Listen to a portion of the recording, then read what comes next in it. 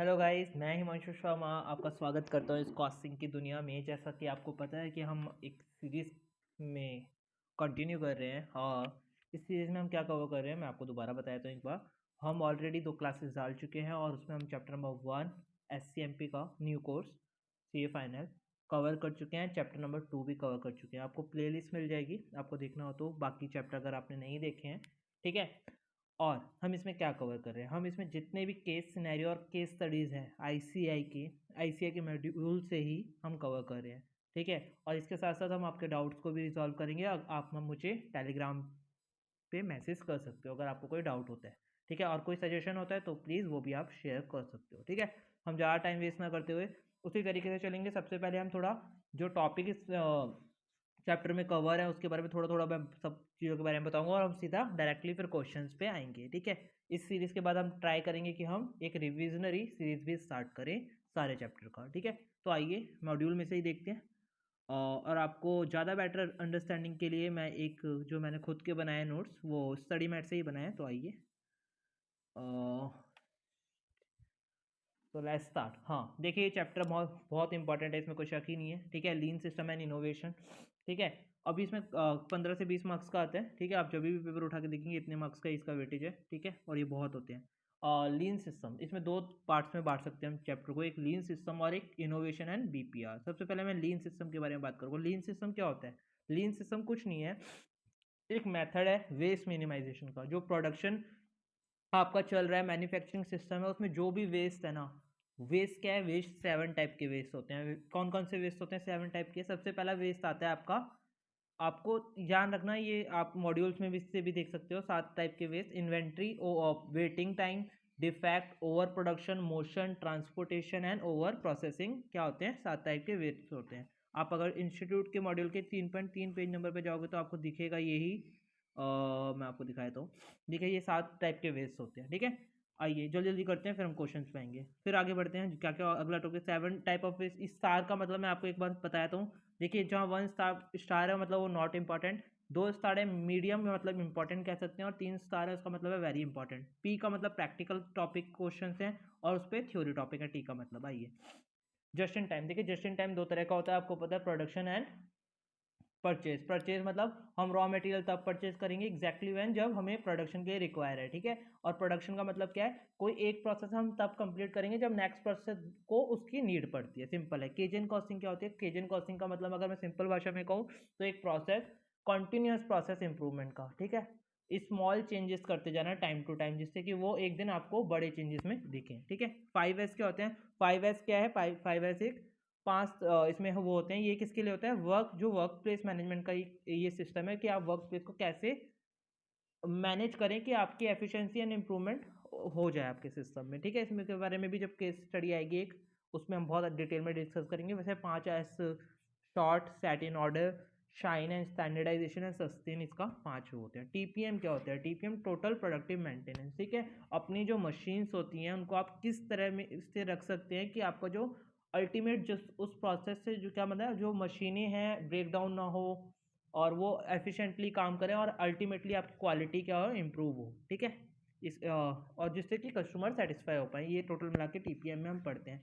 इसको TPM की efficiency को मेज़र करने के लिए एक चीज़ होती है OEE, ओवरऑल एफिशिएंसी को डिफाइन करने के लिए कि वो TPM कैसे कितना अच्छे से इम्प्लीमेंट हो पाए, ठीक है।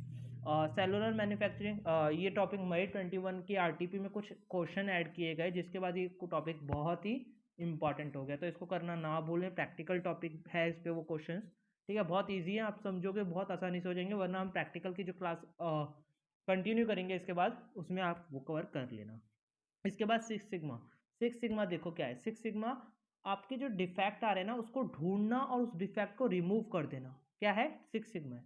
6 सिग्मा क्या करता है? प्रैक्टिकली अचीव करता है 99.99966% डिफेक्ट फ्री प्रोडक्ट बनाने के लिए, ठीक है। इसमें 2 मेथड्स होते हैं, एक होता है DMA IC and DMA DY। एक होता है न्यू प्रोसेस एंड प्रोडक्ट के लिए, दूसरा किसके लिए होता है? एग्जिस्टिंग प्रोसेस एंड प्रोडक्ट के लिए, ठीक है।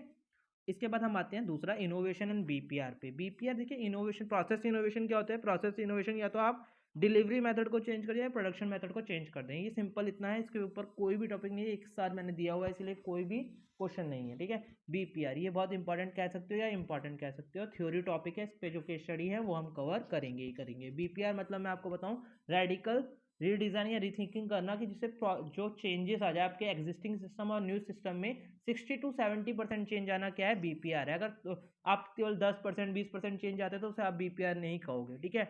ये क्या है, रेडिकल चेंजेस है, मतलब सब कुछ बदल डालना जिंदगी में, ठीक है। तो ये टॉपिक सब में कवर होंगे। अब हम सीधा क्वेश्चनों पे आते हैं। सबसे पहला क्वेश्चन, आप मेरे साथ आइए, और इलस्ट्रेशन नंबर 1 3.3 पे है, प्रैक्टिकल क्वेश्चन है इसलिए हम इसको यहाँ कवर अभी नहीं करेंगे। आप उसके बाद 3 आइए मेरे साथ केस स्टडीज पे आइए। सबसे पहले 3.12, आइए आइए आइए आइए आइए 3.12, देखिए ये जस्ट इन टाइम का क्वेश्चन है, और इसमें आपको ये पूरा प्रैक्टिकल क्वेश्चन है। तो हम प्रैक्टिकल क्वेश्चन मैंने बताया, अभी हम केवल केस स्टडी और केस सिनेरियो कवर कर रहे हैं, ठीक है। तो इसको हम प्रैक्टिकल क्वेश्चन में कवर करेंगे। अब आइए, केजन कॉस्टिंग पे एक केस स्टडी है और अच्छी केस स्टडी है। आपको पहले मैं अपनी ना केस जो मैंने समरी बनाई है क्वेश्चनों की उससे दिखाता हूँ, ईजी हो जाएगा आपके लिए, फिर हम क्वेश्चन पे आ जाएंगे, ठीक है। सबसे पहले केजन कॉस्टिंग का क्वेश्चन है, जो कि है हमारा केस सिनेरियो है, ठीक है। एम लिमिटेड, एम लिमिटेड क्या है, मोटरसाइकिल मैन्युफैक्चरिंग है, सब्सिडरी है एक जापानीज कंपनी की, ठीक है। और इसने अभी करंटली मार्केट शेयर कितना है इसका, 22% है, ठीक है। यूज़ क्या करते हैं, स्टैंडर्ड कॉस्टिंग यूज़ करते हैं बजट सेट करने के लिए, ठीक है। बजट कब सेट होते हैं, सेमी एनुअली सेट होते हैं, और कौन, फाइनेंस डिपार्टमेंट क्या करता है, प्रिपेयर करता है, और ईच मंथ रिपोर्ट प्रिपेयर करता है, ठीक है। और सेमी एनुअली बजट सेट होते हैं, और लोग कौन देखता है, बोर्ड ऑफ डायरेक्टर देखते हैं, की मीटिंग में देखा जाता है और फाइनल किया जाता है, ठीक है। अब मिस्टर सुजुकी हैं, वो क्या सीईओ हैं, वो क्या चाहते हैं कि केजन कॉस्टिंग को इम्प्लीमेंट करें, ठीक है। ये टोटल क्वेश्चन की समरी है, और क्वेश्चन में पूछा है कि क्या की चेंजेस होंगे रिक्वायर है केजन कॉस्टिंग को इम्प्लीमेंट करने के लिए। देखिए इधर आइए, जैसा मैंने बताया, एम लिमिटेड मैन्युफैक्चरिंग है, सब्सिडरी जापानीज कंपनी की, 22% अभी इनका इंडियन पैसेंजर कार मतलब मार्केट शेयर है। स्टैंडर्ड कॉस्टिंग यूज़ करते हैं बजट सेट करने के लिए, सेमी एनुअली बजट सेट होते हैं, फाइनेंस डिपार्टमेंट क्या करता है, ईच मंथ रिपोर्ट बनाता है एंड वो अप्रूव होती है बोर्ड मीटिंग में, ठीक है। ये सब कुछ दिया हुआ है। लास्ट में बोला चाहिए कि की चेंजेस क्या चाहिए होंगे हमें, जिससे कि हम केजन कॉस्टिंग को इम्प्लीमेंट कर सकें, ठीक है। बहुत सिंपल सा क्वेश्चन है। आपको मैंने हमेशा बताया है कि आपको क्वेश्चन के बेसिस पे आंसर लिखना है। देखो इसमें 3 चीज़ें बोली हुई थी। पहला बोला था स्टैंडर्ड कॉस्टिंग यूज़ कर रहे हैं, तो आपने केजन कॉस्टिंग पढ़ा है तो आपको पता होगा कि केजन कॉस्टिंग में स्टैंडर्ड कॉस्ट कंट्रोल से हमें कॉस्ट रिडक्शन पे जाना पड़ता है। तो इसीलिए क्या बोलना, सबसे पहला की चेंजेस जो लाना पड़ेगा आपको, क्या लाना पड़ेगा, स्टैंडर्ड कॉस्ट से कॉस्ट रिडक्शन सिस्टम पे आपको जाना पड़ेगा, ठीक है। दूसरा, प्रियोरिटी जो आप पीरियड है सेटिंग करने का, स्टैंडर्ड या वेरिएंस रिपोर्ट जो आप दे रहे हो, वो आप क्या कर रहे हो, अभी बजट सेट करते हो सेमी एनुअल रिपोर्ट मंथली, तो इसको चेंज करें। आप क्या करो, बजट सेट करो मंथली एंड रिपोर्ट वीकली कर दो, ठीक है। उसको घटाओ, रिड्यूस करो, तभी आप किसे किचन को पा पाओगे, ठीक है। लास्ट क्या चेंज करो, देखो हमने पढ़ा कि फाइनेंस डिपार्टमेंट बनाता है और बोर्ड ऑफ डायरेक्टर अप्रूव करते हैं, तो इसमें कोई वर्करों का तो इन्वॉल्वमेंट है ही नहीं, एम्प्लॉयज़ का तो इन्वॉल्वमेंट है ही नहीं। और केजन कॉस्टिंग को इम्प्लीमेंट करने के लिए एक बहुत इंपॉर्टेंट पॉइंट ये है कि आपके वर्कर्स एंड एम्प्लॉयज़ इन्वॉल्व होने चाहिए, किसमें, बजट सेटिंग में। तो ये 3 चेंजेस आपको करने पड़ेंगे, और तीनों ही बातें क्वेश्चन से लिंक करके उठाई हुई हैं। क्वेश्चन ने बोला था स्टैंडर्ड कॉस्टिंग यूज़ कर रहे हैं, तो आपने बोला कॉस्ट रिडक्शन करो।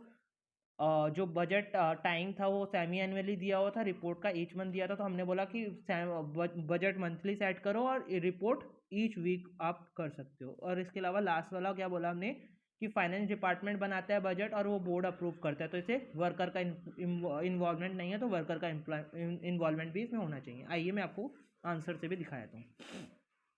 सबसे पहले केजन का मतलब बताया कि स्मॉल एंड कॉन्टीन्यूस इंप्रूवमेंट है, ठीक है। उसके बाद की जो चेंजेस थे वो बोला स्टैंडर्ड कॉस्ट सिस्टम से कॉस्ट रिडक्शन पे जाइए, ठीक है। और क्वेश्चन से लिंक किया, ठीक है। क्वेश्चन में स्टैंडर्ड कॉस्ट बोला हुआ था, तो पहला पॉइंट उसी पे था। दूसरा पॉइंट क्या था, जो पीरियोडिसिटी है, सॉरी, और जो स्टैंडर्ड को सेट करने की, वो अभी सेमी एनुअली है, उसको क्या कर दो, मंथली कर दो, एंड रिपोर्ट को मंथली से वीकली कर दो, ठीक है। इसके अलावा लास्ट वाला क्या बोला कि आप वर्कर्स को इन्वॉल्व करो इन बजट सेटिंग। तो हमारा इसी के साथ पहला केस सिनेरियो खत्म होता है। ठीक है, हम आगे चलते हैं। आप एक बार डिटेल में भी पढ़ लेना, और मैंने वैसे पूरा कवर कराया है। ठीक है, आइए अब मेरे साथ आप पेज नंबर आएंगे 3.18 पे, जो कि किसके बारे में है, Y&E चार्टर्ड अकाउंटेंट। एक कौन है, प्रोफेशनल सर्विस देते हैं, चार्टर्ड अकाउंटेंट हैं, उनके यहाँ उनका उन पे उस पे क्वेश्चन है, और ये किस पे है, 5S पे क्वेश्चन है। ठीक है, आप अच्छे से पढ़ेंगे समझेंगे, फिर से मैं अपनी एक बार समरी पे ले चलता हूँ, फिर हम एंड में एक बार क्वेश्चन से भी देख लेंगे। ठीक है, पहला हो गया।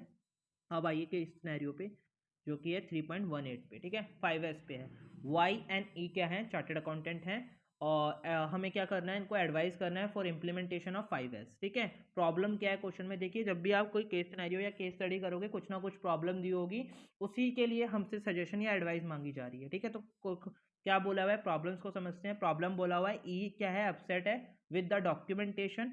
ठीक है, और जो ओल्ड फाइल है वो हाइड कर देती हैं जो की फाइल्स, जो रोज रेगुलर हमें यूज में पड़ती हैं उन्हें, जिसकी वजह से हमें ढूंढने में उन्हें प्रॉब्लम आती है। तो इसलिए हमें क्या पूछा गया, 5S को इम्प्लीमेंट करने के लिए एडवाइस बोली गई। ठीक है, तो आप समझिए 5S क्या होता है। पहली बात आप 5S को समझिए, 5 और वो ऑफिस में कैसे हम यूज़ कर सकते हैं, इस क्वेश्चन में हम 5S कैसे यूज़ कर सकते हैं वो समझना, और 5S हमें कैसे हेल्प करेगा। पहली बात आप समझिए, जो ऑफिस होते हैं उनमें use amount of work paper involve होता है। ठीक है, बहुत ज़्यादा वर्क पेपर होते हैं, ढूंढना मुश्किल होता है, इसलिए क्या होता है उसकी वजह से कभी कभार ना, अगर उन्हें ढूंढना मुश्किल है या उनका अरेंजमेंट ठीक नहीं है, तो प्रोसेस बहुत स्लोअर हो जाते हैं, ढूंढने में इतना टाइम जाता है, प्रोडक्टिव टाइम तो है नहीं ढूंढना। ठीक है ना, तो वो टाइम बर्बाद होता है। तो 5S से हम क्या कर सकते हैं, 5S दोनों कामों 5S हेल्प करेगा, एक तो क्लीनिंग में और एक सिस्टमेटिक अरेंजमेंट करने के लिए भी काम करेगा, जिससे कि अल्टीमेटली हमारी वर्कर्स की या एम्प्लॉयज़ की एफिशिएंसी इंप्रूव होगी। ठीक है, तो सबसे पहला क्या आता है इसमें, शॉर्ट आता है। शॉर्ट में हम क्या करते हैं, शॉर्टिंग में क्या करते हैं हम, जो unnecessary files, paper, books, documentation होते हैं ना वर्क एरिया में, अननेसेसरी, जिनका कोई काम ही नहीं है, काम है तो बहुत कभी कभार पड़ता है, उनको क्या करते हैं, शॉर्ट करते हैं और वहाँ वर्क एरिया से रिमूव कर देते हैं, जिससे कि क्या होता है अल्टीमेटली, जिससे क्या फ़ायदा होता है, जो रिलेवेंट आइटम होते हैं वो ईजिली हमें मिल जाते हैं। तो शॉर्टिंग इस तरह काम आएगी। ठीक है, सेट इन ऑर्डर क्या है, सेट इन ऑर्डर आप समझिए, सेट इन ऑर्डर का मतलब सिंपल है कि किन्हीं चीज़ों का ना, जो चीज़ें मेरे रेगुलर यूज़ पड़ती है उसका सिस्टमेटिक अरेंजमेंट करना, उनको सिस्टमेटिकली अरेंज करना, कि अगली बार मेरे को पता होगी हाँ यार यहाँ जाना है ढूंढने, इसको उठाया, हाँ भाई तीसरे वाले कॉलम में रखता हूँ मैं, ऐसी फाइल है, उठाया और रख लिया। ठीक है, आप इसमें जैसा क्वेश्चन ने बोला हुआ है, क्वेश्चन में अभी मैं दिखाऊंगा कि इंडेक्सिंग करना जो फाइल्स की होती है ना, वो सेट इन ऑर्डर में कवर होता है। प्लीज़ आप ध्यान रखिए ना, जो इंस्टीट्यूट एग्जाम्पल बोलता है ना उनको आप जरूर कवर करना। ठीक है, उन एग्जाम्पल्स को आप जैसे इंडेक्सिंग बोला, अब इंडेक्सिंग किस में आता है, सेट इन ऑर्डर में आता है, ये आप लोगों को पता होना चाहिए। ठीक है, परफेक्ट है।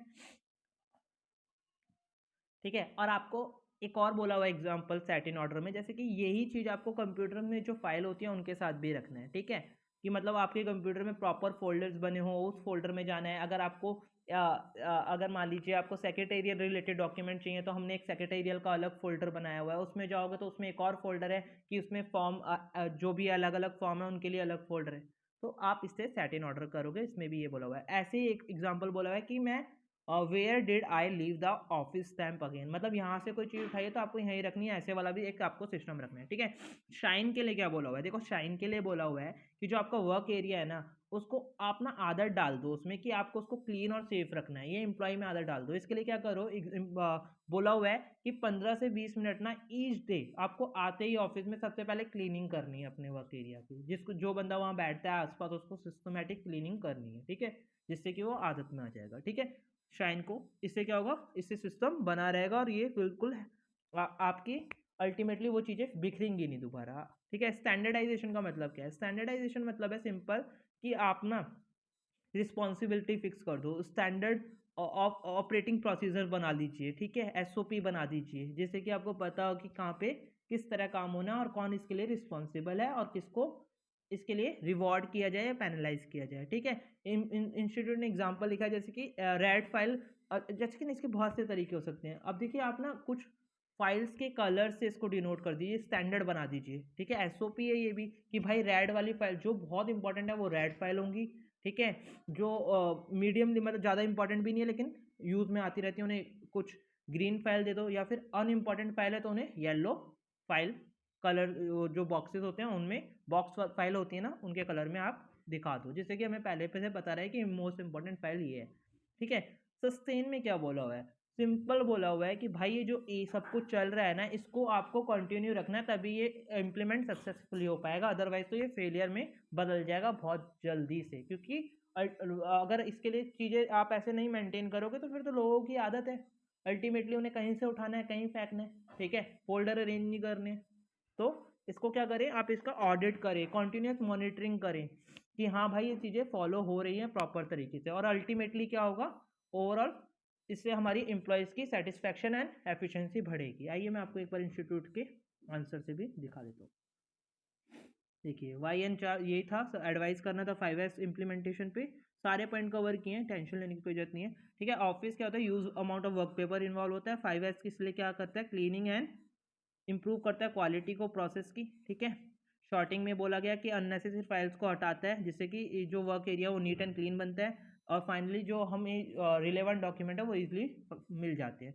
इसके अलावा systematic arrange, stat in audit का मतलब मैंने बताया था, सिस्टमेटिक अरेंजमेंट करना। ठीक है, प्रॉपर इंडेक्सिंग करना। इसके अलावा नीचे एक एग्जांपल दिया हुआ है, देखो फोल्डर इन कंप्यूटर लिखा हुआ है कि आप जो फोल्डर्स होते हैं कंप्यूटर में उनको भी सही से अरेंज करें। मैंने जैसे बताया था आपको, लास्ट में स्टैम्प वाला एग्जांपल दिया हुआ है। शाइन में क्या बोला हुआ है कि work area clean and safe. ठीक है, 15 से 20 मिनट रोज एम्प्लॉय, वही बातें जो मैंने सब लिखी थी। स्टैंडर्डाइजेशन में वही लिखा हुआ है कि प्रोसेस आप एक बनाइए और प्रोसेस इंप्रूव हो जिससे। ठीक है, रेड फाइल को मोस्ट इंपॉर्टेंट, ग्रीन को इम्पॉर्टेंट एंड येलो को नॉन इम्पॉर्टेंट। और सस्टेन में वही बोला हुआ है, ऑडिट करें कि यहाँ चीज़ें सही से फॉलो हो रही है। लास्ट में क्या बोला हुआ है कि इससे एम्प्लॉय का सेटिस्फैक्शन बढ़ेगा और वर्क में स्ट्रीमलाइन बनेगी। ठीक है, तो इसी के साथ ये क्वेश्चन भी हमारा खत्म होता है। आइए आगे चलते हैं। आप इसके बाद आएंगे मेरे साथ पेज नंबर 3.39 पे, जो कि एक केस सिनेरियो, अगला केस सिनेरियो है, और ये बीपीआर पे है, बिजनेस प्रोसेस री इंजीनियरिंग पे, बहुत इंपॉर्टेंट केस सिनेरियो है। ठीक है, क्वेश्चन को ढंग से समझेंगे, समरी पे चलेंगे मेरी, फिर इसको समझेंगे और स्टार्ट करेंगे। ठीक है, आइए सबसे पहले समरी पे आते हैं। ठीक है, case scenario BPR ANI bank. ठीक है, समरी समझ लेते हैं। सबसे पहले क्वेश्चन में क्या बोला है, देखिए जो एएनआई बैंक है वो गवर्नमेंट ओन बैंक है। ठीक है, लोगों की चॉइस होती है क्योंकि गवर्नमेंट बैंक पे लोगों का ज़्यादा फेथ होता है। ठीक है, और इसकी 2500 ब्रांचेस हैं। ठीक है, 27 जोनल ऑफिस हैं और 4 एनबीजी ऑफिस हैं। ठीक है, इसके अलावा लास्ट कुछ पिछले 6 सालों में क्या हुआ है कि फॉरेन एक्सचेंज का इंडिया में ज़्यादा आए, और जिससे इकोनॉमिक ग्रो हो, इसके लिए गवर्नमेंट ने क्या अलाउ किया कि फॉरेन बैंक आके इंडिया में बिजनेस करे। लेकिन इसका क्या हुआ है, इसकी वजह से क्या हुआ है, ये बहुत तरह की सर्विसेज देते हैं, मतलब बहुत सारी सर्विसेज लोगों को ऑफर करते हैं जो कि गवर्नमेंट बैंक ऑफर नहीं करते, जैसे कि फ्री ऑनलाइन बैंकिंग, 24/7 सर्विसेज देना, फ्री अल्टीमेट एटीएम एक्सेस करना। ठीक है, तो भाई ये सारी सर्विसेज लेकिन ये बैंक नहीं दे पा रहा है, तो इसकी वजह से क्या हो रहा है। और वहाँ पे और दूसरी तरफ हम एएनआई पे जाएं तो एएनआई के केस में क्या है ना, बड़ी वेरी एलिमेंट्री सिस्टम है, मतलब वो केवल इंटरनल प्रोसेस के लिए काम आते हैं, अकाउंटिंग के लिए काम आते हैं। कस्टमर को छोटी छोटी चीज़ों के लिए कहाँ पे बैंक में विजिट करना पड़ता है, जैसे कि उनको अगर अपना अकाउंट बैलेंस चेक करना है। ठीक है, या फिर कैश कितना डिपॉजिट हुआ है एक्सेट्रा, ये सारी छोटी छोटी चीज़ों के लिए भी कस्टमर को वहाँ बैंक में विजिट करना पड़ेगा, तभी ये चीज़ें पता चलेंगी। इसके अलावा एक और प्रॉब्लम बोली हुई है क्वेश्चन में, मैं आपको फिर बोलूँगा वही बात कि क्वेश्चन में कुछ ना कुछ प्रॉब्लम्स होंगी, इसी की वजह से हमें केस सिनेरियो। हाँ तो गाइस, तो इसमें एक प्रॉब्लम्स जो थी वो मैं आपको बता चुका हूँ, मैं दोबारा बताता हूँ एक बार कि देखिए सबसे पहली प्रॉब्लम है कि कस्टमर को विजिट करना पड़ता है ब्रांच को। ठीक है, छोटी छोटी चीज़ों के लिए भी, चेक बैलेंस करने के लिए या कैश डिपॉजिट या किसी भी कोई भी उनको चाहिए फैसिलिटी, तो उसको ब्रांच में विजिट करना पड़ेगा। दूसरी प्रॉब्लम क्वेश्चन ने जो साफ साफ बोली थी, ध्यान में रखनी है क्योंकि इन्हीं को लिंक करके हमें आंसर देना है। ठीक है, अगर कोई नया अगर अकाउंट खुलाना है तो उसके लिए जो एप्लीकेशन फॉर्म होता है ना, उसमें मैनी बहुत तरह की डॉक्यूमेंटेशन फैसिलिटी है, बहुत तरह की कुछ कुछ मतलब बहुत सारे फॉर्म्स भरना, बहुत सारे अटैचमेंट करना, बहुत कुछ उसमें, उससे क्या जाता है, एक कस्टमर एक फ्रस्ट्रेशन में चला जाता है कि मतलब इतना कुछ ऐसे वाला। ठीक है, और वो बहुत कॉम्प्लेक्स सिस्टम है। ठीक है, अब क्या सोच रहा है एएनआई, क्या करना चाहते हैं, अब एएनआई को मार्केट में बने रहना है, फॉरेन बैंक्स के साथ कंपटीशन करना है या उनके साथ compete करना है, तो उसको क्या करना है, उसके लिए हमें उनको क्या करना पड़ेगा, बहुत सारे चेंजेस करने पड़ेंगे। तो इसीलिए हमें क्या बोला गया कि एडवाइस करो how BPR can improve the ANI current process. ठीक है, तो इसमें आपको ध्यान रखना क्या क्या रखना है, आपको आंसर का पैटर्न क्या रखना है। सबसे पहले आपको मीनिंग बताना है बीपीआर का, ठीक है, how to implement stage of BPR बताना है आपको सेकंड, उसके बाद लिंक करना है केस स्टडी के साथ, ठीक है, लास्ट में बेनिफिट बताने हैं बीपीआर के। आइए क्वेश्चन पे चलते हैं, मैं आपको दिखाता हूँ कैसे आपको सबसे पहले सब कुछ जो मैंने आपको समरी में बता दिया वही सब क्वेश्चन में लिखा हुआ है। ठीक है, इसके बाद एडवाइस करना था। ठीक है, सबसे पहले हमने बताया कि बीपीआर क्या है। देखिए बीपीआर बीपीआर मैं आपको सिंपल बताता हूँ। देखिए बीपीआर क्या है, एक फंडामेंटल रीथिंकिंग है, रेडिकल रीडिजाइन है, किसमें, बिजनेस प्रोसेस में, किस चीज़ के लिए, डायमेटिक इंप्रूवमेंट पाने के लिए। ठीक है, किस मेजर किस मेजर में, जैसे cost, quality, service and speed में। ठीक है, तो बीपीआर समझते हो क्या, अगर मैं सिंपल वर्ड में कहूँ तो अपने प्रोसेस को बिल्कुल बदल देना। ठीक है, अपनी चीज़ों को बिल्कुल बदल देना, और जिससे क्या होगा, आप शायद फिर दोबारा जिंदा हो जाए। ठीक है, ऐसे कह सकते हैं। उसके बाद बीपीआर की स्टेज क्या होती है आपको पता है। बीपीआर में आपको क्या करना पड़ता है, सबसे पहले आपको ईच बिजनेस प्रोसेस को क्या करना पड़ता है, डॉक्यूमेंट करना पड़ता है, एनालाइज करना पड़ता है। किस लिए, कि हमें फाइंड आउट करना पड़ता है कि कौन सा प्रोसेस एसेंशियल है सिस्टम के लिए, हमारे बिजनेस के लिए, और कौन सा नहीं, जो हमें मतलब ऐड करते हैं, हमारे वैल्यू एडिड कह सकते हैं सिंपल। ठीक है, जो हमारे प्रोसेस को ऐड करके देते हैं वैल्यू, और ऐसे जो कुछ भी वैल्यू ऐड करके नहीं देते। तो आप क्या करें, जो वैल्यू एडिड नहीं है उनको निकाल के बाहर खड़ा कर दीजिए, मतलब उन्हें निकाल दीजिए। ठीक है, अब जो बचे हुए प्रोसेस है ना उनको रीस्ट्रक्चर रीडिजाइन करिए। और किस वे में करना है, एज एफिशिएंट एज पॉसिबल, कि आप उनको और एफिशिएंट बना सकें, ऐसे करना है। ठीक है, हाँ, तो इसी इसी के लिए क्या बोला हुआ है, लास्ट लाइन में आप देखोगे पहले पैरा के एंड में बोला हुआ है कि एएनआई को क्या करना पड़ेगा, एएनआई को न्यू टेक्नोलॉजी पे शिफ्ट होना पड़ेगा प्रोसेस को इम्प्रूव करने के लिए। और एट द सेम टाइम उन्हें ये ध्यान रखना पड़ेगा कि बैंकिंग कंपनीज पे बहुत सारे रेगुलेशन कंप्लाइंस लगते हैं, स्टैट्यूटरी कंप्लाइंसेस, वो उसका वायलेशन कहीं ना कर दें। ठीक है, ये करते वक्त सब कुछ को ध्यान रखते वक्त ये ध्यान रखें कि वो स्टैट्यूटरी कंप्लाइंस को पूरी तरह फॉलो कर रहे हैं। ठीक है, अब देखिए हमने दो काम कर दिए, मीनिंग बता दिए बीपीआर का, बीपीआर की स्टेज बता दिए कि कैसे इंप्लीमेंट करते हैं बीपीआर को, स्टेजेस ऑफ बीपीआर।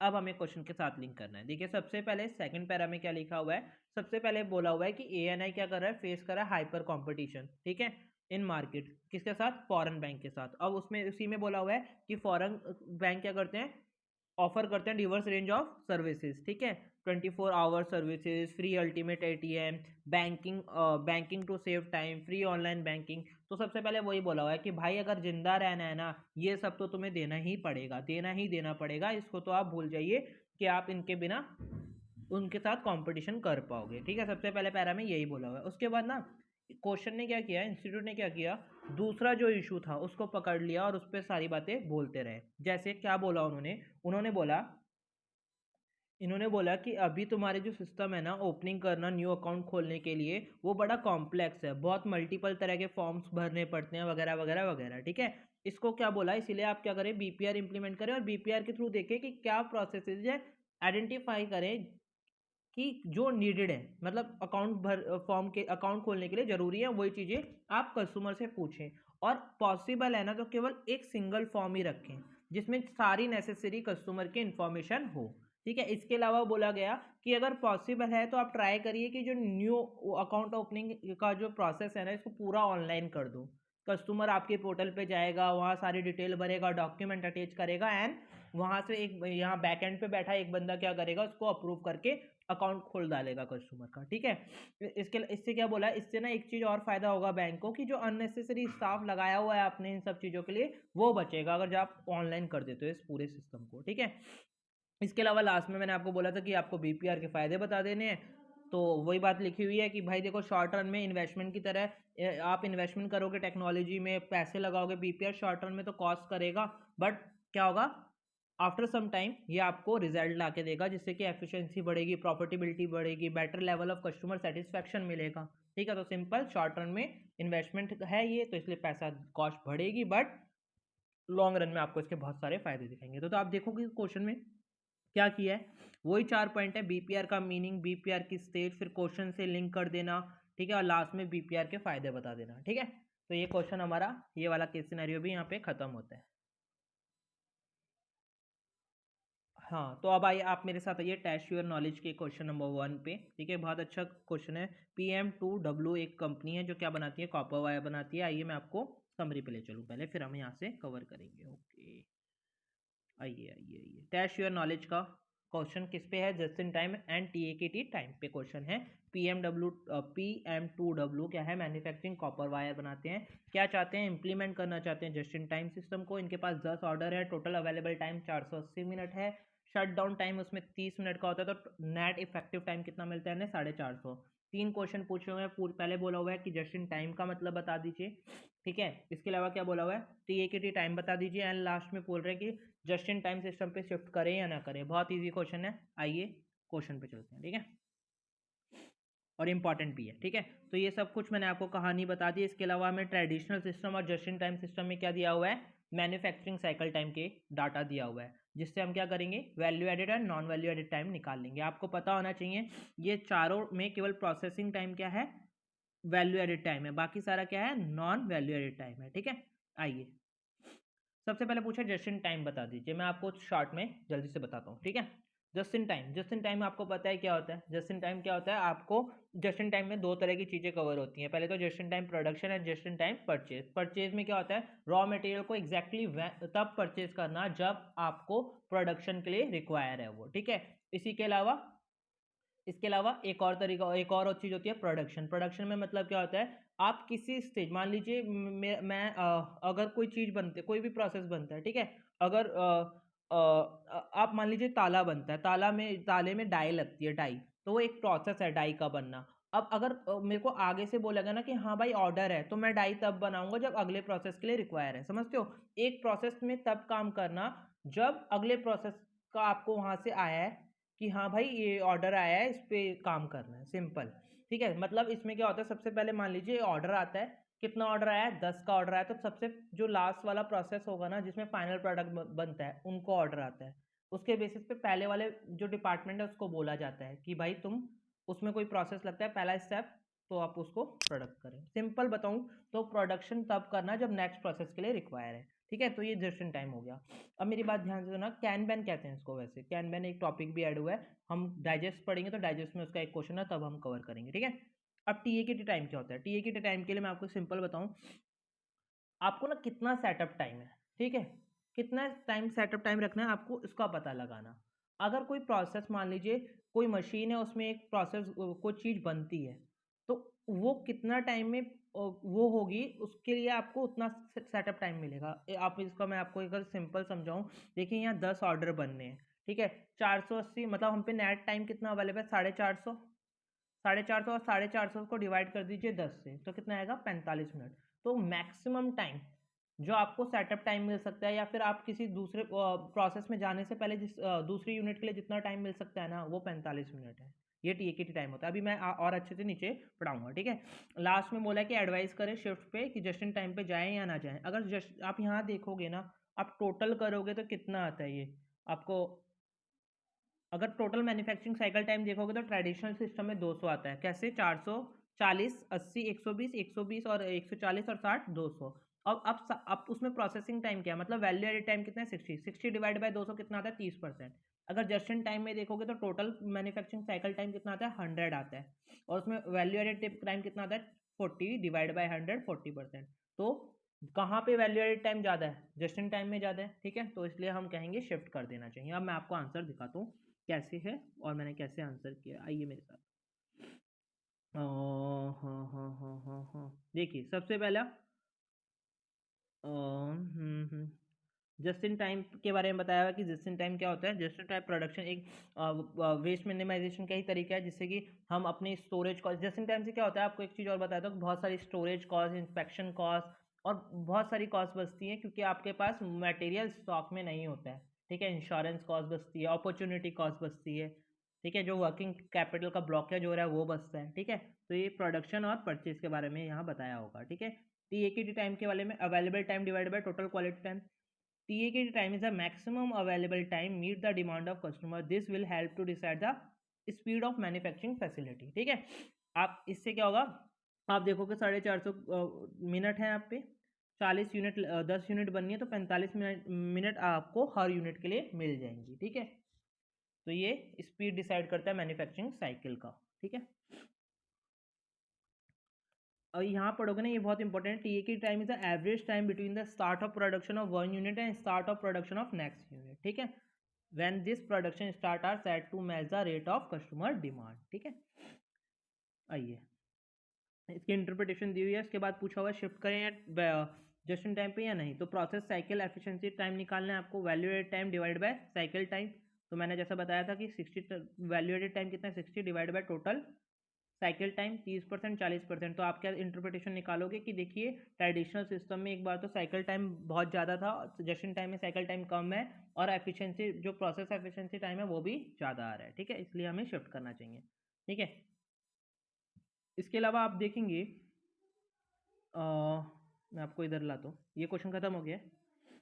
आप देखोगे ना, इसके बाद जो भी क्वेश्चन है जस्ट इन टाइम पे प्रैक्टिकल क्वेश्चन है। अच्छा, क्वेश्चन 2 में सेकंड पार्ट में बोला हुआ है क्या चेंजेस चाहिए होती हैं जस्ट इन टाइम पे शिफ्ट कर रहे हो जब आप। सबसे पहले आप ये समझिए कि जस्ट इन टाइम क्या है। जस्ट इन टाइम आपको तभी रॉ मटेरियल मिले सप्लायर से जब वो प्रोडक्शन के लिए रिक्वायर है। तो सबसे बड़ी बात यहाँ पे तो ग्रेट अंडरस्टैंडिंग होनी चाहिए किसके बीच, सप्लायर के बीच और जो भी मैन्युफैक्चरर है उसके बीच। क्यों भाई, एक कॉल पे ही माल आ जाए, माल की क्वालिटी बहुत सही हो, इसके लिए आपको दोनों के बीच बहुत अच्छा कम्युनिकेशन होना चाहिए, आप दोनों के बीच के रिश्ते बहुत अच्छे होने चाहिए। ठीक है, इसके अलावा क्या, दूसरा सबसे पहला पॉइंट कि क्या चेंजेस में आपको जो प्रोडक्ट मिले ना सप्लायर से वो डायरेक्टली प्रोडक्शन फ्लोर पे मिले, जो आपको जो मटेरियल रॉ मटेरियल मिले वो सीधा प्रोडक्शन फ्लोर पे मिले, जिससे वो आप इमीडिएटली उसको यूज़ कर सकें। ठीक है, आपको आपको जो अपनी वर्कफोर्स की एफिशिएंसी का भी पता होना चाहिए कि भाई हमारी वर्कफोर्स इतनी है ना कि मटेरियल आएगा एंड देन हम उसको प्रोसेस कर सकेंगे।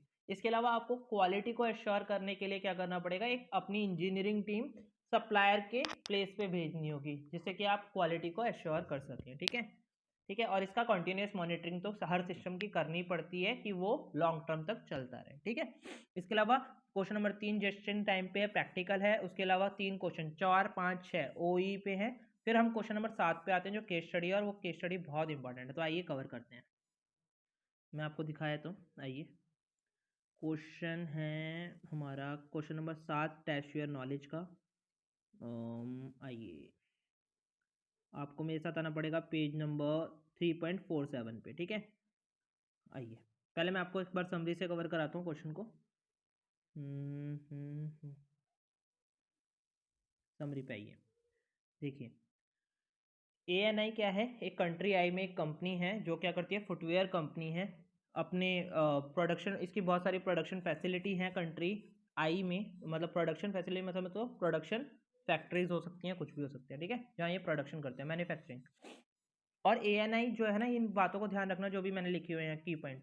आपको ये वाली फाइल जो PDF फाइल है वो कहाँ से मिल जाएगी, मेरे टेलीग्राम चैनल से मिल जाएगी। ठीक है, ANI क्या है, अपने हाईली एथिकल स्टैंडर्ड के लिए जानी जाती है। ठीक है, ये अपना डाटा बनाते हैं जो मतलब इनको जो भी रॉ मटेरियल चाहिए होगा या जो भी चाहिए होता है वो किसके बेसिस पे काम होता है, एक एक्सेल शीट होती है जो कोई भी मैनुअल बंदा हैंडल करता है, उसके बेसिस पे ये प्लानिंग एंड रिपोर्टिंग करते हैं। ठीक है, ये प्रॉब्लम है।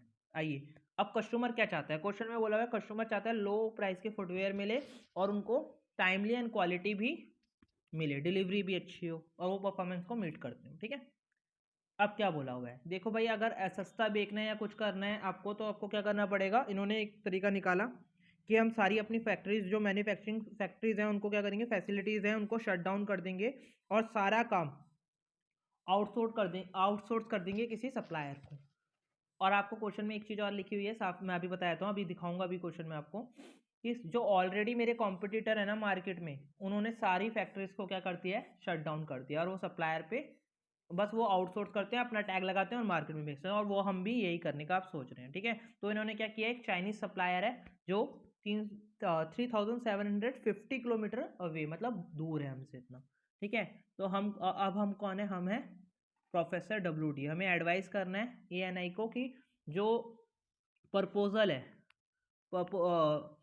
BPR इम्प्लीमेंट करने का वो अचीव हुआ है या नहीं हुआ है क्वेश्चन में। ठीक है, हमने बीपीआर करना चाहा है, हम बीपीआर कर रहे हैं, हम ऐसा मान रहे हैं, लेकिन हम पूछ रहे हैं कि ये बीपीआर अचीव हो गया या नहीं हुआ। ठीक है, आपको याद दिलाया था बीपीआर में जो चेंजेस होते हैं वो हमने एक कीवर्ड पढ़ा था, रेडिकल चेंजेस होते हैं। ठीक है, fundamental rethinking and radical change.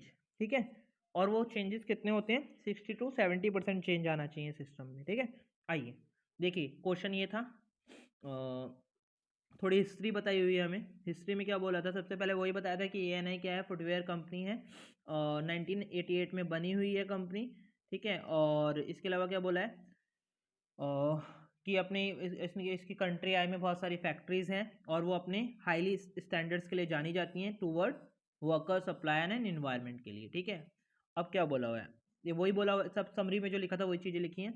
Non reliable Excel sheet base पे इनका सिस्टम, प्लानिंग एंड रिपोर्टिंग का सिस्टम काम करता है। ठीक है, कंट्री, फिर उसके बाद कस्टमर क्या चाहते हैं वही बात लिखी है कि लोअर प्राइस पे उनको फुटवेयर मिले और क्वालिटी एंड टाइमली डिलीवरी हो। ठीक है, अब देखिए यहाँ पे क्या बोला है, in order to comply with the retailer demand, ANI competitor have discontinued all their own manufacturing facility and outsourced all the production to supplier।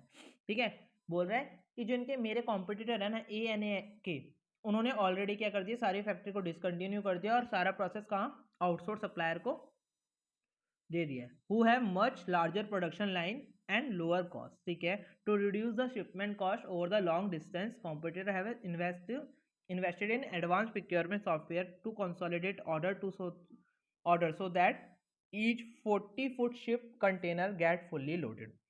इन्होंने क्या किया है, सारा आउटसोर्स कर दिया।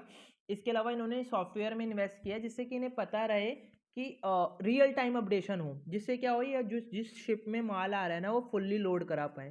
ठीक है, फुल्ली लोड क्यों, जिससे कि इनकी शिपमेंट कॉस्ट बचे। जितनी ज़्यादा मटेरियल मंगाएंगे उतना ज़्यादा शिपमेंट कॉस्ट क्या होगा, डिवाइड होगा उसमें, और इनकी मतलब जितने भी नंबर ऑफ फुटवेयर होंगे उनमें डिवाइड हो जाएगा। ठीक है, इससे क्या होगा, लोएस्ट कॉस्ट बचेगी। अब इस सॉफ्टवेयर से क्या फ़ायदा होगा, आपको रियल टाइम अपडेशन मिलेगी कि हाँ मटेरियल वहाँ पे हमारा खाली हो गया है और अब आपको ऑर्डर देना है और फुल्ली लोडेड देना है। ठीक है, ऐसे वाला।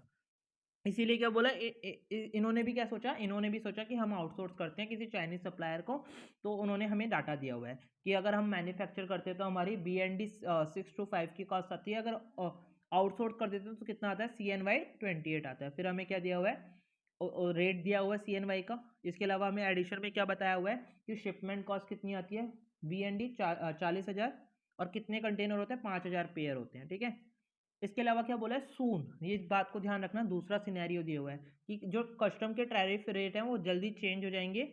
इससे क्या होगा, 10% बेसिक कस्टम ड्यूटी लगेगी, प्लस में 1% सोशल वेलफेयर चार्ज भी लगेगा।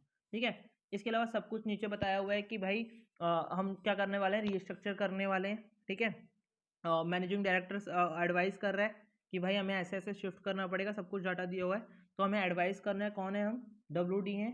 ठीक है, प्रपोजल के रिगार्डिंग। अब इसमें 3 पॉइंट बोले हुए हैं, उसको हम समझते हैं। सबसे पहले हमें पूछा हुआ है, एडवाइस करो on the information system which would be required for री इंजीनियरिंग। अभी तो ये क्या कर रहे हैं, ये नॉन एक्सेल शीट बेस पे अपना प्लानिंग एंड कंट्रोलिंग कर रहे हैं, तो री इंजीनियरिंग के लिए क्या इन्फॉर्मेशन सिस्टम दिया होगा वो चाहिए हमें, वो पूछा हुआ है। दूसरा क्या बोला है, assess the likely impact of re-engineering on ANI highly ethical standard and accordingly on the business performance। ठीक है, हमें एक लाइन लिखी थी क्वेश्चन में कि ये अपने वर्कर, एम्प्लॉय और इन्वायरमेंट के लिए बहुत एथिकल है। अभी री इंजीनियरिंग करने से क्या होगा वो बताना है। ठीक है, लास्ट में पूछा हुआ है कि भाई बताइए कि proposal can improve the ANI performance. ठीक है, तो आइए मैं आपको आंसर पे ले चलता हूँ और आपको समझाता हूँ।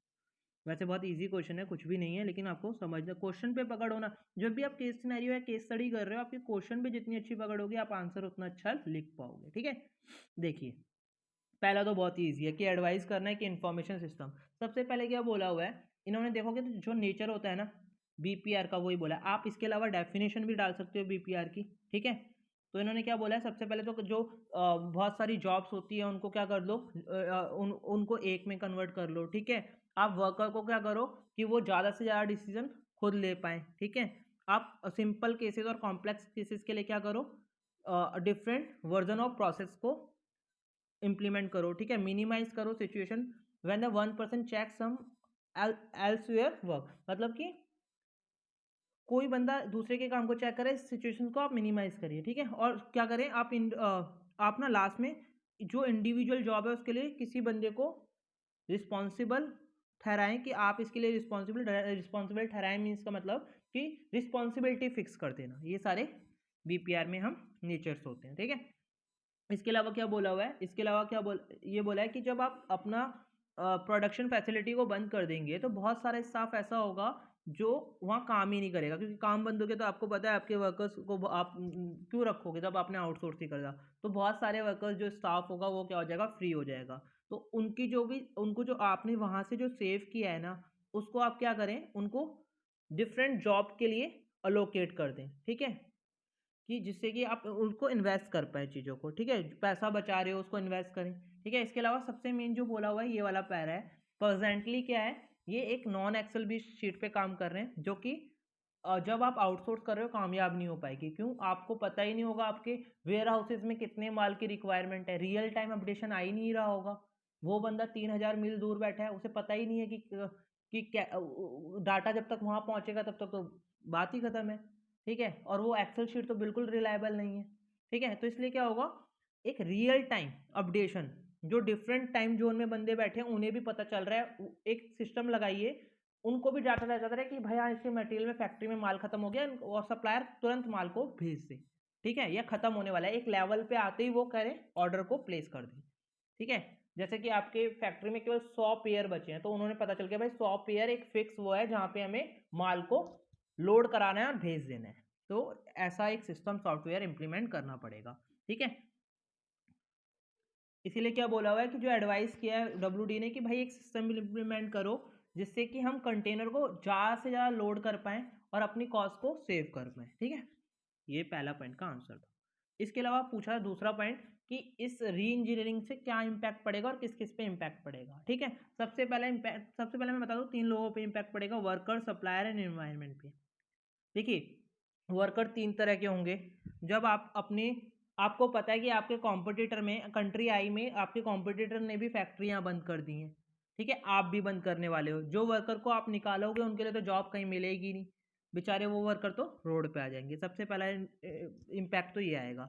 दूसरा इम्पैक्ट क्या आएगा, दूसरा इम्पैक्ट ये आएगा, जो वर्कर कंटिन्यू करेंगे ना वो भी बेचारे डिसअपॉइंट होंगे। क्यों? क्योंकि सारा जो कि हाँ, तो जो वर्कर कंटिन्यू करेंगे वो क्या होंगे, डिसअपॉइंट होंगे, वो मोटिवेटेड फील नहीं करेंगे। क्यों? क्योंकि सारा सिस्टम तो बीपीआर में चला गया है, सारा उन्हें मजा ही नहीं आ रहा काम करने, वो जिस रोल में पहले काम कर रहे थे अब वो बिल्कुल चेंज हो चुका है। तीसरा क्या होगा, एक और तीसरे तरह के वर्कर होते हैं जो चेंजेस के लिए बहुत एक्साइटेड होते हैं। वो लोग क्या करेंगे, मोटिवेट फील करेंगे कि भाई नई तरीके का काम, नई तरीके की चीज़ें हो रही हैं। तो ये वर्कर पे इम्पैक्ट हो गया। एक तो जिन्हें जॉब ना है उनके हाथ में ना मिलेगी, दूसरा जो कंटिन्यू कर रहे हैं वो डिसअपॉइंटेड या मोटिवेटेड फील नहीं करेंगे, दूसरे जो मोटिवेटेड फील करेंगे और इसको अपॉर्चुनिटी समझ के कन्वर्ट कर लेंगे। सप्लायर क्या, ठीक है, सप्लायर क्या हो सकता है, देखिए हो सकता है कि ना आप ना प्रॉफिटेबल होने के लिए, मार्केट में कंपटीशन के लिए एक ऐसे सप्लायर के साथ में आए जो नॉन एथिकल प्रैक्टिस में काम कर रहा है और आप हाईली एथिकल स्टैंडर्ड के लिए माने जाते थे पहले। इसकी वजह से क्या इम्पैक्ट आएगा, कस्टमर आपका प्रोडक्ट खरीदने से ही ना कर दे कि भाई तू जिस सप्लायर से माल खरीद रहा है वो तो चोर है, ठीक है, या इन्वेस्टर आप में इन्वेस्ट करने से ना कर दे। ये इम्पैक्ट आएगा सप्लायर की वजह से। इन्वायरमेंट पे देखिए, इसमें जो एग्जाम्पल लिखा थोड़ा अटपटा सा लिखा है, लेकिन मैं वो ही बताऊंगा आपको क्योंकि इंस्टीट्यूट लास्ट में देखता है, ठीक है। बोला हुआ है कि आप बहुत दूर से डिस्टेंस से अपना माल को मंगा रहे हैं, ऐसा हो सकता है कि जो जिस रूट से आ रहा है, जैसे भी आ रहा है वो इन्वायरमेंट को इफेक्ट करे, ठीक है। आप अपनी सीएसआर रिपोर्ट बनाने के लिए भी जाने जाते हो, तो आप उसको ध्यान में रखना कि ये एनवायरनमेंट के साथ चाइनीज सप्लायर खिलवाड़ ना कर रहा हो, ठीक है। इसके अलावा क्या बोला, तीसरा जो है वो कैलकुलेशन बेस्ड है, ठीक है। आपको क्या करना है, केवल कॉस्ट निकालनी है कि अभी आपकी कॉस्ट कितनी आ रही है, 625, अगर आप वहाँ से मंगाओगे तो 504 आएगी। ये कितना परसेंट चेंज है, 18.08% चेंज है, लेकिन हम इसे अगर 18.08% चेंज है तो क्या आप इसे बीपीआर कह सकते हो, नहीं कह सकते हो, ठीक है, क्योंकि बीपीआर चेंज में तो क्या होता है, सब्सटेंशियल चेंज होता है, 60 to 70% चेंज हो जाता है। इसी तरह दूसरे में भी जब आपकी कॉस्ट और जब आपकी कस्टम ड्यूटी लग गई तब भी क्या होगा, तब भी हम इसे बीपीआर नहीं कहेंगे क्योंकि 99.935% ही क्या हो रहा है, चेंज आ रहा है, ठीक है। देखिए आपको जब आप चाइनीज सप्लायर के साथ डील कर रहे हो, आपको दो बातों का और ध्यान ध्यान रखना पड़ेगा। एक तो लीड टाइम मतलब देखिए वो बहुत दूर है बंदा, ऐसा हो सकता है कि उसको आने में बहुत टाइम लगे। और सीजन में क्या होती है, डिमांड बहुत ज़्यादा होती है फुटवेयर आइटम की। तो आप क्या करें, इसके लिए एडवांस में ऑर्डर दे के रखें, ठीक है, बता के रखें कि भाई नवंबर में दिवाली आएगी, उस टाइम ऑर्डर बहुत होगा, तो आप पहले से एडवांस ऑर्डर रखें, ठीक है। इसके अलावा एक और कंसर्न बोला है, क्वालिटी का ध्यान रखें कि भाई ANI पहले से बहुत लोगों के बीच फेमस है, आपकी क्वालिटी के लिए जाना जाता था। तो जो सप्लायर माल बना के दे रहा है उसकी क्वालिटी को आप ध्यान में रखें कि वो कैसी है, बस इन बातों का ध्यान रखना होगा, ठीक है। लास्ट क्वेश्चन 8 नंबर क्वेश्चन जो है सेलुलर मैन्युफैक्चरिंग पे है। आपको मैं सेलुलर मैन्युफैक्चरिंग के बारे में थोड़ा सा बताया था, ठीक है, बट वो प्रैक्टिकल क्वेश्चन है तो आप उसको कवर कर लीजिएगा जब हम प्रैक्टिकल क्लास कवर करेंगे, ठीक है। सेलुलर मैन्युफैक्चरिंग की आपको ग्रुप टेक्नोलॉजी है, जहाँ पे मशीनों को इस तरह अरेंज किया जाता है कॉमनली यू शेप में, जिससे कि आप जो मोशन होता है ना मटेरियल का, ये भी एक लीन वे ही है, ठीक है। मोशन किसका, मटेरियल का या पीपल्स का, मतलब पीपल मीन्स यहाँ वर्कर्स है, वो कम से कम कर पाए और जिससे कि टाइम बचे और बहुत सारे फायदे हों, ठीक है। इसी में क्या बोला है, इसीलिए मैं आपको दिखाया था। तो क्वेश्चन नंबर 8 में क्या बोला हुआ है आपको मैं देखिए, सेलुलर मैन्युफैक्चरिंग क्या है, ग्रुप टेक्नोलॉजी है, किसमें, मैन्युफैक्चरिंग फैसिलिटी में। इसमें क्या होता है, मैन्युफैक्चरिंग सेल्स बनाए जाते हैं। इससे फायदे क्या होते हैं, रिड्यूस होता है setup time, reduce lead time, reduce work in progress inventory, better use of human resources, scheduling, increase करता है यूज इक्विपमेंट का मैन्युफैक्चरिंग। अब ये टाइप क्या होता है, सिंगल मशीन सेल होती है, इसमें एक ही मशीन होती है जो किसी प्रोडक्ट के एक पार्ट को या एक से ज़्यादा पार्ट को बनाती है। Group machine cell with manual handling, इसमें क्या होता है, मशीनों का ग्रुप होता है जिसे कोई बंदा मैनुअली हैंडल करता है, ठीक है। इसके अलावा group machine cell with semi integrated handling, देखिए इसमें क्या होता है, ग्रुप होता है मशीनों का जिसे कोई बंदा हैंडल करता है थोड़ा सा, और थोड़ा ऑटोमेटिकली काम होता है, ठीक है। लास्ट में होता है फ्लेक्सिबल मैन्युफैक्चरिंग सिस्टम, इसमें भी ग्रुप होता है मशीनों का जो खुद के खुद ऑटोमेटिकली काम करते हैं, वहाँ कोई मैनुअल बंदा नहीं होता है, ठीक है। और उसमें क्या हुआ लास्ट में, रैंक ऑर्डर क्लस्टरिंग के बारे में बताया हुआ है। इसमें सिंपल क्या होता है, ये मशीन सेल हैं आपके और ये पार्ट बन रहे हैं, ठीक है। जहाँ जहाँ 1 1 लिखा है मतलब M2 को मशीन P10 लगती है, ठीक है, M7 को P4 लगती है। आपको सबसे पहले क्या करना है, BW यहाँ पे आपको उल्टा 1 2 4 8 6 लेना है। इसके बाद आपको जैसे कि 16 है यहाँ पे तो 1 16 यहाँ आ जाएगा, ठीक है। ये प्रैक्टिकल क्वेश्चन है, आप देखोगे बहुत ईजी है, इसको मैं प्रैक्टिकल क्लास में कराऊंगा। इसको जोड़ते हैं, फिर हम इसको रैंक देते हैं, रैंक के ऑर्डर में हम इसको अरेंज कर देते हैं। इसके बाद इसको कंटिन्यू तब तक करते हैं जब तक आपका कोई सेल आपको मिल ना जाए, फिर एंड में आपको सेल मिल जाता है। देखिए P107 और P101 और P107 machine M13 M2 and M15 में बनेंगे, एंड लास्ट में पार्ट 104 105 108 मशीन M13A और M7 में बनेंगे, ठीक है। इसी के साथ ये खत्म होता है। Thank you so much, bye bye, ध्यान रखें अपना और खुश रहें, और अपने सजेशन प्लीज़ दें, और कोई क्वेश्चन हो, क्वेरी हो तो मुझे टेलीग्राम चैनल पे आपको मैसेज मुझे कर सकते हैं। और ये जो नोट्स थे हमारे, वो आपको मेरे नोट्स जो मैंने क्वेश्चन की समरी बनाई हुई हैं, ठीक है, वो आपको मेरे टेलीग्राम चैनल पे मिल जाएंगे, ठीक है। Thank you so much, bye bye, ध्यान रखें।